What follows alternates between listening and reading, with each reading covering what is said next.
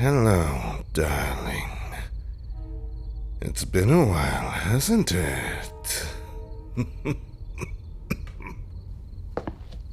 Forgive me. My mind isn't where it needs to be. I think I got a little lost coming back home. Let me tell you, the neighbor's dog is as insufferable as ever.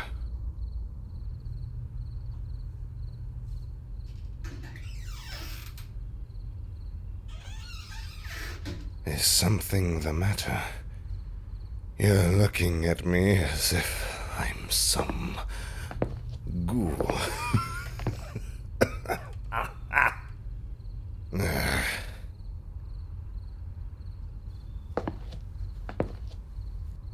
Don't you recognize me? I don't think I was gone that long. Yes, darling. Why do you look so absolutely perplexed? Had you not been expecting me? I guess that's fair. It's been a while.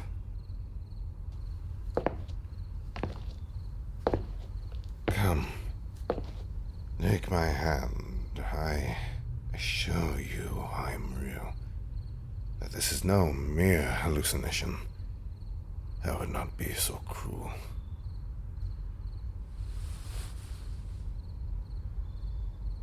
So warm. I forgot.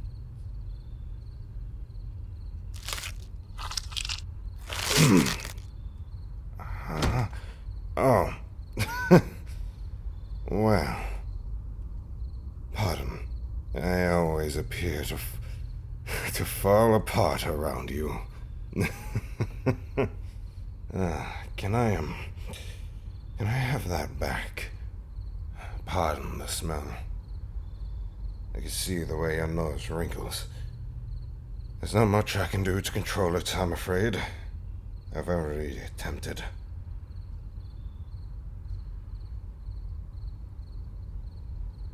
How am I? Back? Oh, yes, I suppose that would be an important thing to answer. You see, I can't actually remember much.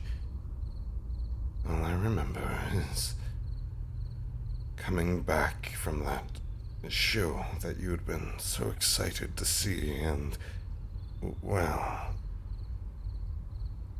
the lights were bright, the sounds of honking horns, and then, oh, so excruciating pain.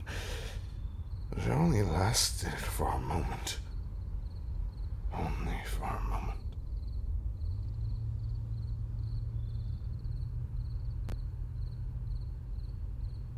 I felt as if paralyzed. As if I couldn't breathe. I'd seen you all look at me. Seen the doctors look over me. Seen them put me in the morgue. I wanted to scream. Scream, I'm not dead. I can see you. I'm not dead. But my body wouldn't listen. My body is still. And the only time I jerked, they called it rigor mortis. The morgue was cold and dark. So dreadfully cold and dark. I could hear them. Not the morticians, no. The sound of the others. Crying. Whimpering. their cries echoing in their little steel traps. When they had finally taken me out, I thought that at last they had heard me. That they had heard me scream, despite my voice feeling as if I had not screamed at all. But instead, they looked upon me with pity.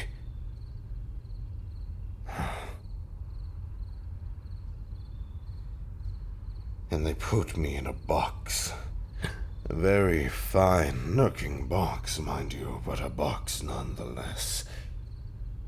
Oh, I was horrified. The road in the hearse was bumpy. I felt myself getting jostled around.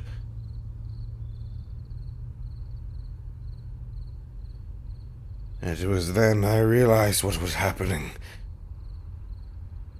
As the pastor was speaking his honeyed words, that this was my funeral.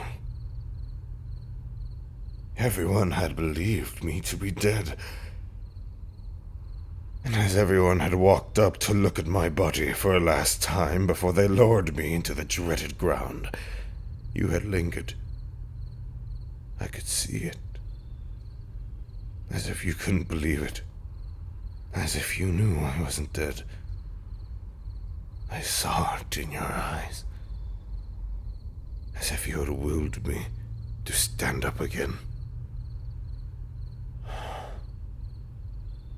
And from the time they had lowered me into the ground, it's all I could think of.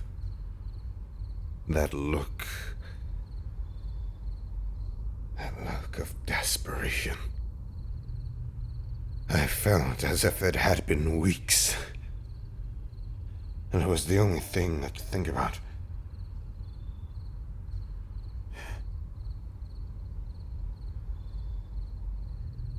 And then I could feel it. My body move. Only a finger at the time. It was like being in sleep paralysis. I was aware. I was afraid. But I was alive. I banged and clawed my way out of that God-forsaken box. Dirt filling my eyes as they burned as I clawed my way out. And as I did, I felt a hand help me, as if pulling me out. There was an old man, dressed in all black, and I couldn't see his face. He had lit a cigarette, and I had noticed I couldn't smell it.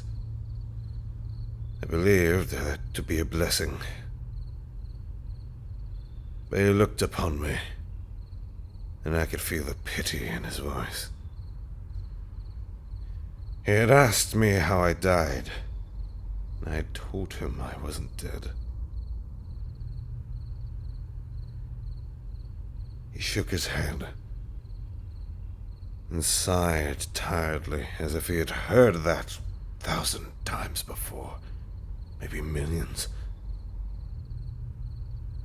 And he told me if I was dying, who would be the last person I'd want to see.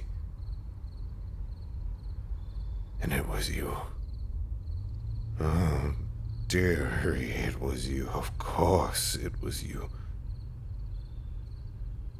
My mother's a strong woman. I know she would have been able to move past it. And you know I never really liked my father. But you... I couldn't bear the thought of you being alone. He said I'd have until sunrise. I asked for the man's name, and he simply shook his head. and said I was wasting time. I don't want to believe him. God knows I don't want to believe him. But it was far too sincere for it to be a joke. I don't know if he'll come to kill me or collect me and take me back to the grave. I don't want to think about it. Just do me a favor. As fun as it is to hold my own arm, it kind of looks like you're about to puke, so, can you go and grab something to stitch my arm back together? I would say tape it together, but I'm not exactly sure how well that would go over. And wear gloves. If I did truly die, I suppose it would be best for you not to contract anything.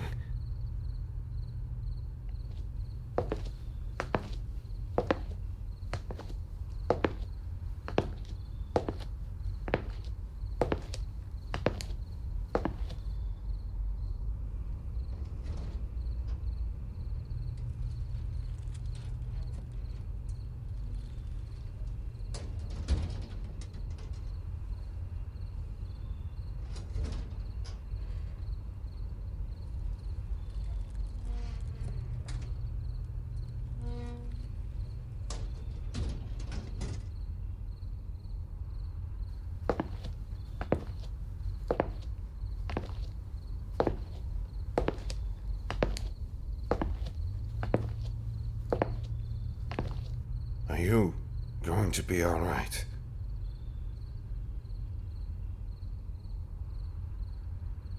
Oh, nothing. I just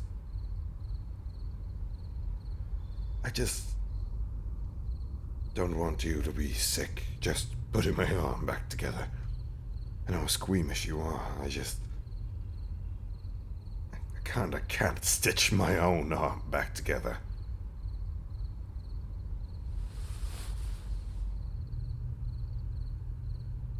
All right. Don't worry, I won't bite. Not unless you want me to. Actually, never mind. You might contract something if I bit you.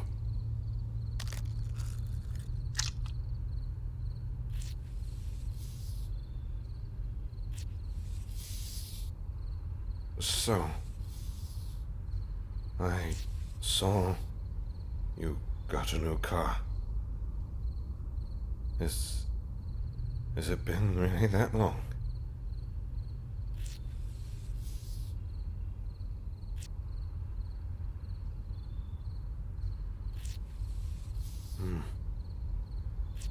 I see. Paid for it in full and everything. Lucked out with insurance. How have you been, truthfully, without me here?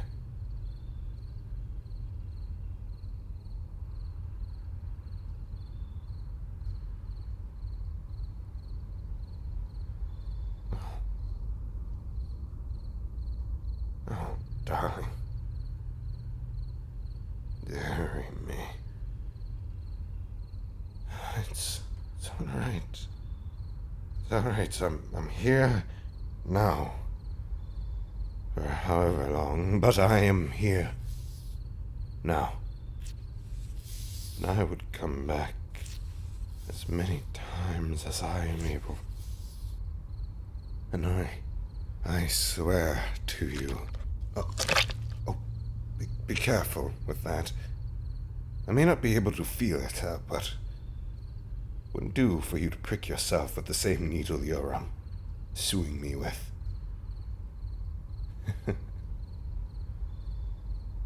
What? Stitching is a form of sewing, is it not? Just sewing flesh together.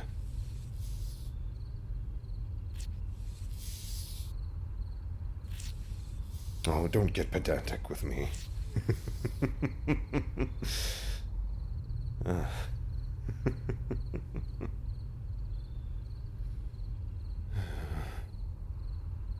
But, as I was saying, I swear to you,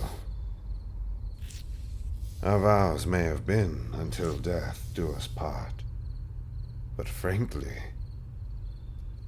I think death is a bit of a cop-out. Either that, or, at the very least, my love for you will go far, far beyond the grave.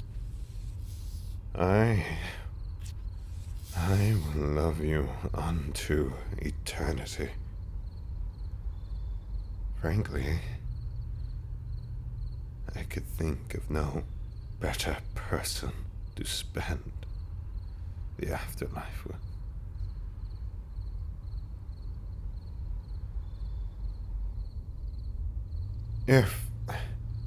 If I'm allowed to come back, next time I'll ensure that I tell you what exactly lies beyond. Unless you would prefer that to be a secret.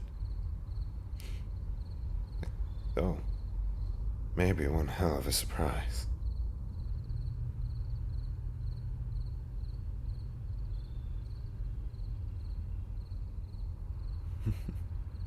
I see.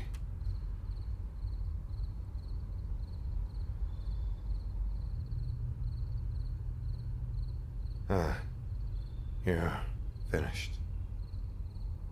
Really, wow, I really hadn't noticed. And look at that. It moves as if it never fell off. Good as new, with a new accessory around the forearm. Are you a doctor? I forget. I swear I don't remember you being one. But this is perfect. Perhaps a change in career choice is necessary. Actually, maybe not. I've heard doctor schools get quite expensive. Medical school, sorry. Forgive me.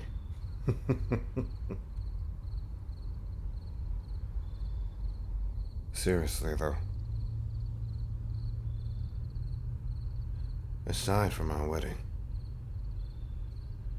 this might be the single happiest moment of my life. I had feared I'd never see you again, truth be told.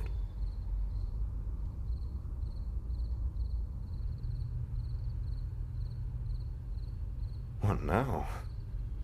What now? Well, last time I checked, we still have quite a few hours until dawn. I would like to spend them with you. If you can indulge my selfish desires. As a matter of fact, I think I have something perfect in mind. You know, I always said I wanted to watch 28 Days Later, before I died. I feel suddenly as if it's incredibly appropriate. Could you watch it with me, please? It wouldn't be the same without you.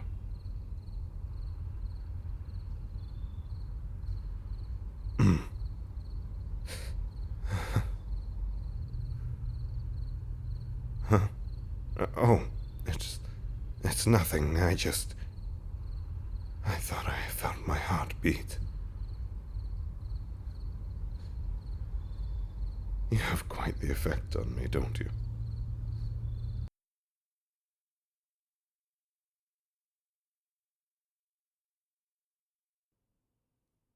I love you.